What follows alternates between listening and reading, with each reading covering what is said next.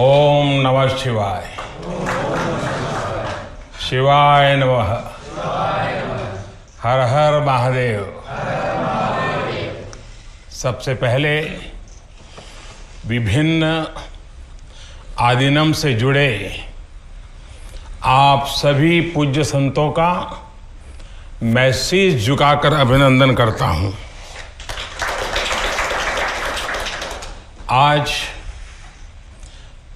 मेरे निवास स्थान पर आपके चरण पड़े हैं, ये मेरे लिए बहुत सौभाग्य की बात है।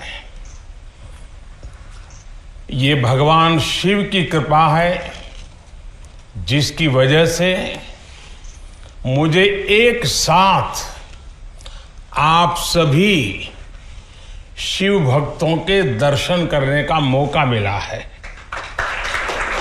मुझे इस बात की भी बहुत खुशी है कि कल नए संसद भवन के लोकार्पण के समय आप सभी वहां साक्षात आकर के आशीर्वाद देने वाले हैं। पूज्य संतगण, हम सभी जानते हैं कि हमारे स्वतंत्रता संग्राम में तमिलनाडु की कितनी महत्वपूर्ण भूमिका रही है। वीर मंगई वेलु नाचियार से लेकर मर्द भाइयों तक, सुब्रमण्यम भारती से लेकर नेताजी सुभाष चंद्र बोस के साथ जुड़ने वाले अनेकों तमिल लोगों तक हर युग में तमिलनाडु भारतीय राष्ट्रवाद का गढ़ रहा है। तमिल लोगों के दिल में हमेशा से मां भारती की सेवा की, भारत के कल्याण की भावना रही है। बावजूद इसके ये बहुत दुर्भाग्यपूर्ण है कि भारत की आजादी में तमिल लोगों के योगदान को वो महत्व नहीं दिया गया जो दिया जाना चाहिए था। अब बीजेपी ने इस विषय को प्रमुखता से उठाना शुरू किया है। अब देश के लोगों को भी पता चल रहा है कि महान तमिल परंपरा और राष्ट्रभक्ति के प्रतीक तमिलनाडु के साथ क्या व्यवहार हुआ था।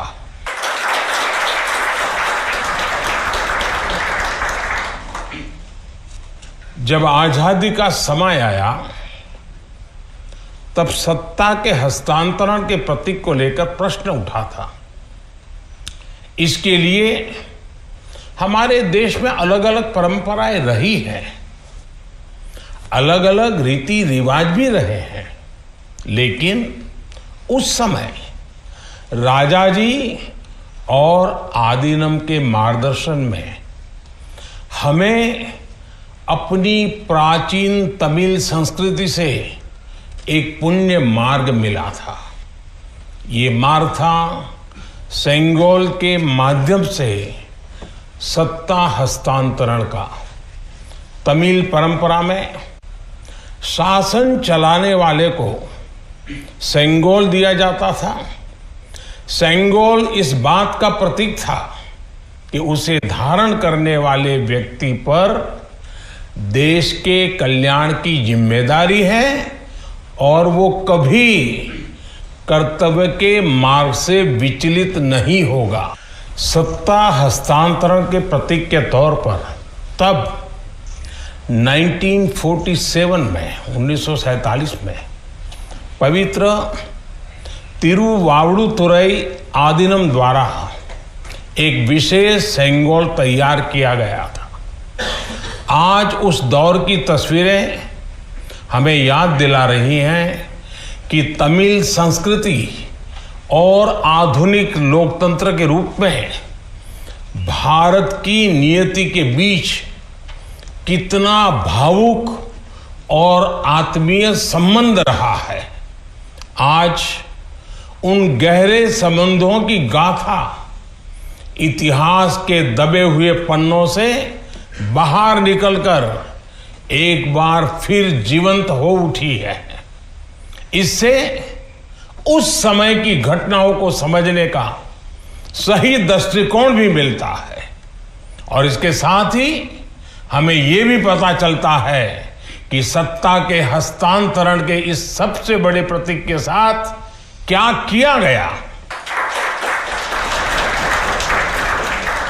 मेरे देशवासियों, आज मैं राजा जी और विभिन्न आदीनम की दूरदर्शिता को भी विशेष तौर पर नमन करूंगा।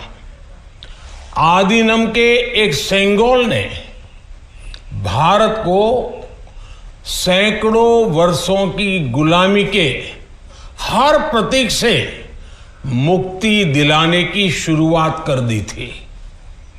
जब भारत की आजादी का प्रथम पल आया, आजादी का प्रथम पल, वो क्षण आया, तो ये सेंगोल ही था जिसने गुलामी से पहले वाले कालखंड और स्वतंत्र भारत के उस पहले पल को आपस में जोड़ दिया था। इसलिए इस पवित्र सेंगोल का महत्व सिर्फ इतना ही नहीं है कि ये 1947 में हस्तांतरण का प्रतीक बना था। इस सेंगोल का महत्व इसलिए भी है क्योंकि इसने गुलामी के पहले वाले गौरवशाली भारत से, उसकी परंपराओं से स्वतंत्र भारत के भविष्य को कनेक्ट कर दिया था। अच्छा होता कि आजादी के बाद इस पूज्य सेंगोल को पर्याप्त मान सम्मान दिया जाता, इसे गौरवमय स्थान दिया जाता, लेकिन ये सेंगोल प्रयागराज में आनंद भवन में वॉकिंग स्टिक यानी पैदल चलने पर सहारा देने वाली छड़ी कहकर प्रदर्शनी के लिए रख दिया गया था। आपका ये सेवक और हमारी सरकार अब उस सेंगोल को आनंद भवन से निकाल कर लाई है। आज आजादी के उस प्रथम पल को नए संसद भवन में सेंगोल की स्थापना के समय हमें फिर से पुनर्जीवित करने का मौका मिला है। लोकतंत्र के मंदिर में आज सेंगोल को उसका उचित स्थान मिल रहा है। मुझे खुशी है कि अब भारत की महान परंपरा के प्रतीक उसी सेंगोल को नए संसद भवन में स्थापित किया जाएगा। ये सेंगोल इस बात की याद दिलाता रहेगा कि हमें कर्तव्य पथ पर चलना है, जनता जनार्दन के प्रति जवाबदेह बने रहना है। पूज्य संतगण, आदीनम की महान प्रेरक परंपरा साक्षात सात्विक ऊर्जा का प्रतीक है।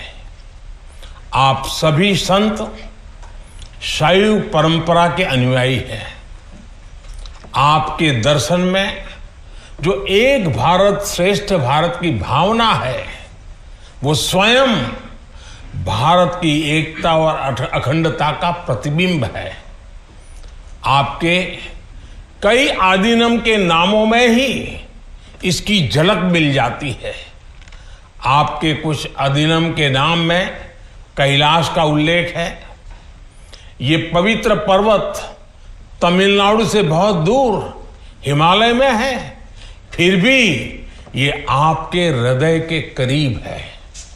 शैव सिद्धांत के प्रसिद्ध संतों में से एक तिरुमूलर के बारे में कहा जाता है कि वो कैलाश पर्वत से शिव भक्ति का प्रसार करने के लिए तमिलनाडु आए थे।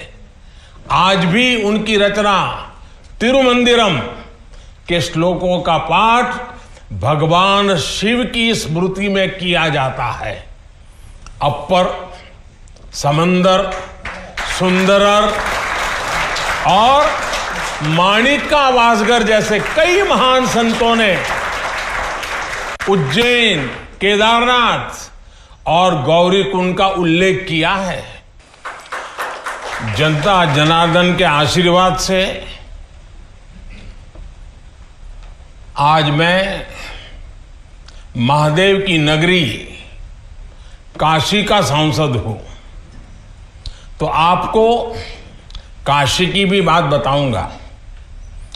धर्मपुरम आदीनम के स्वामी कुमार गुरुपरा तमिलनाडु से काशी गए थे। उन्होंने बनारस के केदार घाट पर केदारेश्वर मंदिर की स्थापना की थी। तमिलनाडु के तिरुपन्नदारु में काशी मठ का नाम भी काशी पर रखा गया। इस मठ के बारे में एक दिलचस्प जानकारी भी मुझे पता चली है। कहा जाता है कि तिरुपन्नदारु का काशी मठ तीर्थ यात्रियों को बैंकिंग सेवाएं उपलब्ध कराता था। कोई तीर्थ यात्री तमिलनाडु के काशी मठ में पैसे जमा करने के बाद काशी में प्रमाण पत्र दिखाकर वो पैसे निकाल सकता था। इस तरह शैव सिद्धांत के अनुयायियों ने सिर्फ शिव भक्ति का प्रसार ही नहीं किया, बल्कि हमें एक दूसरे के करीब लाने का कार्य भी किया। पूज्य संतगण, सैकड़ों वर्षों की गुलामी के बाद भी तमिलनाडु की संस्कृति आज भी जीवंत और समृद्ध है, तो इसमें आदीनम जैसी महान और दिव्य परंपरा की भी बड़ी भूमिका है। इस परंपरा को जीवित रखने का दायित्व संत जनों ने तो निभाया ही है, साथ ही इसका श्रेय पीड़ित, शोषित, वंचित सभी को जाता है कि उन्होंने इसकी रक्षा की, उसे आगे बढ़ाया। राष्ट्र के लिए योगदान के मामले में आपकी सभी संस्थाओं का इतिहास बहुत गौरवशाली रहा है। अब उस अतीत को आगे बढ़ाने, उससे प्रेरित होने और आने वाली पीढ़ियों के लिए काम करने का समय है। पूज्य संतगण, देश ने अगले 25 वर्षों के लिए कुछ लक्ष्य तय किए हैं। हमारा लक्ष्य है कि आजादी के 100 साल पूरे होने तक एक मजबूत, आत्मनिर्भर और समावेशी विकसित भारत का निर्माण हो। 1947 में 1947 में आपकी महत्वपूर्ण भूमिका से कोटि कोटि देशवासी पुनः परिचित हुए हैं।